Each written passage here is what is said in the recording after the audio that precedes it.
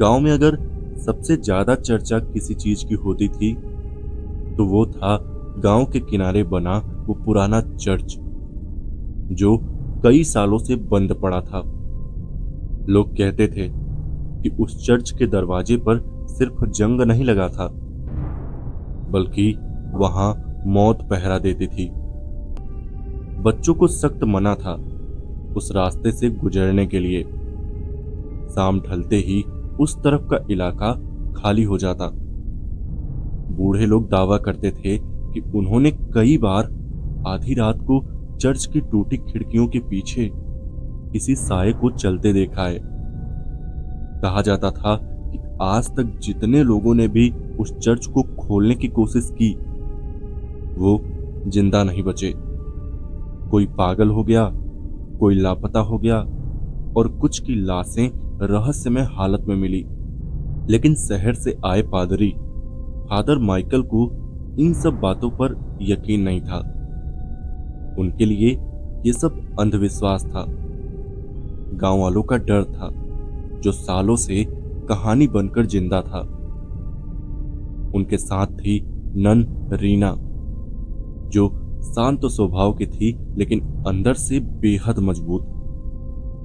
जब गांव वालों ने सुना कि पादरी उस चर्च को खोलने वाले हैं तो पूरा गांव इकट्ठा हो गया। सब ने हाथ जोड़कर कहा, फादर मत जाइए। लेकिन फादर माइकल ने मुस्कुराते हुए कहा कि ईश्वर के घर में शैतान नहीं रह सकता। उसी शाम उन्होंने चर्च के अंदर जाने का फैसला कर लिया। सूरज ढल चुका था, आसमान पर ललिमा छाई हुई थी और हवा में अजीब सी ठंडक थी। चर्च का बड़ा लकड़ी का दरवाजा जंग से भरा हुआ था। जैसे ही फादर ने उसे धक्का दिया, दरवाजा कर्र की आवाज के साथ खुला और अंदर से धूल का गुब्बारा बाहर निकला। अंदर गुप्त अंधेरा था। टूटी हुई खिड़कियों से हल्की चांदनी अंदर आ रही थी। दीवारों पर लगे क्रॉस टेढ़े लटके थे। हवा में सड़ी हुई लकड़ी और नमी की गंध थी। रीना ने हल्की घबराहट के साथ चारों तरफ देखा, लेकिन फादर आगे बढ़ते गए। उनके कदमों की आवाज पूरे हॉल में गूंज रही थी। अचानक उन्हें फर्श पर कुछ दिखा। जैसे ही उन्होंने टॉर्च नीचे की, वहां एक इंसानी कंकाल पड़ा था। रीना के हाथ कांप गए। फादर ये, उसने डरते हुए कहा। फादर ने शांत स्वर में जवाब दिया कि पुरानी इमारतों में ऐसा मिलना कोई बड़ी बात नहीं है। लेकिन तभी पीछे से जैसे किसी की धीरे धीरे चलने की आवाज आई। दोनों ने एक साथ मुड़कर देखा, वहां कोई नहीं था। हवा अचानक ठंडी हो गई। रीना को लगा कि जैसे कोई उसके बिल्कुल पीछे खड़ा है। उसने झट से पलट कर देखा, लेकिन फिर भी कुछ नहीं। तभी चर्च के अंदर लगा एक पुराना झूमर हल्का सा हिलने लगा, बिना हवा के, बिना किसी वजह के। फादर ने बाइबल निकाली और प्रार्थना शुरू की। उनकी आवाज पहले मजबूत थी, लेकिन धीरे धीरे कांपने लगी। अचानक चर्च का दरवाजा अपने आप जोर से बंद हो गया।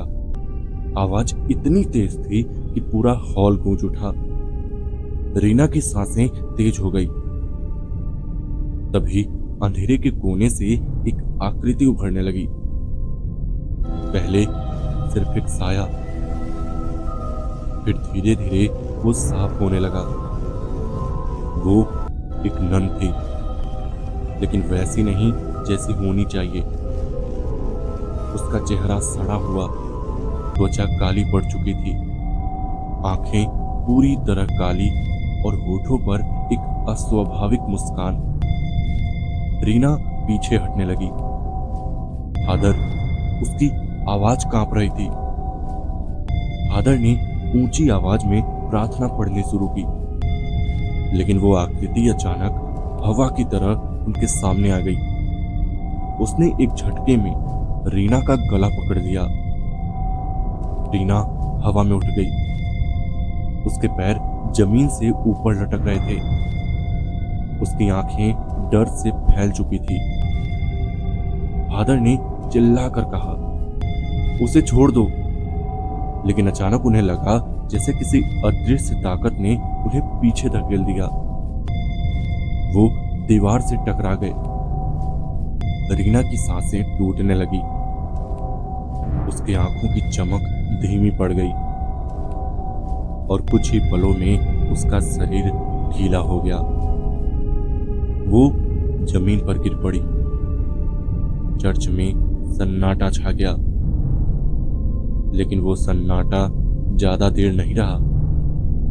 अब वो भयानक नन धीरे धीरे फादर की तरफ बढ़ रही थी। फादर कांपते हुए मंत्र पढ़ रहे थे। उन्होंने पवित्र जल उसकी तरफ फेंका, लेकिन उससे कोई असर नहीं हुआ। वो नन अब और करीब आ गई। उसकी मुस्कान और चौड़ी हो गई।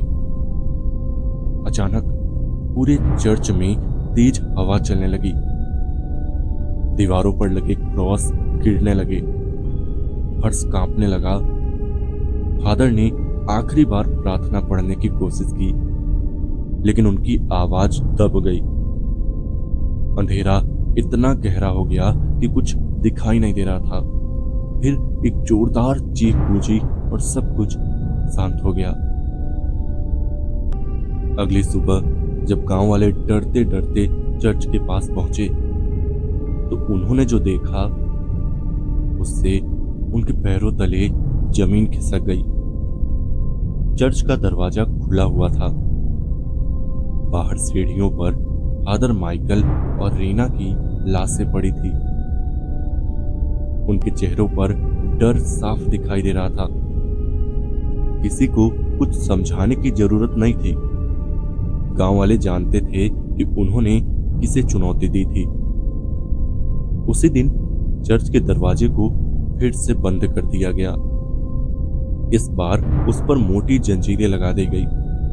लेकिन कहते हैं कुछ रातों में आज भी उस चर्च की टूटी खिड़कियों के पीछे एक साया नजर आता है, और अगर कोई ध्यान से सुने तो उसे धीमी आवाज में प्रार्थना और उसके बाद एक औरत की डरावनी हंसी सुनाई देती है।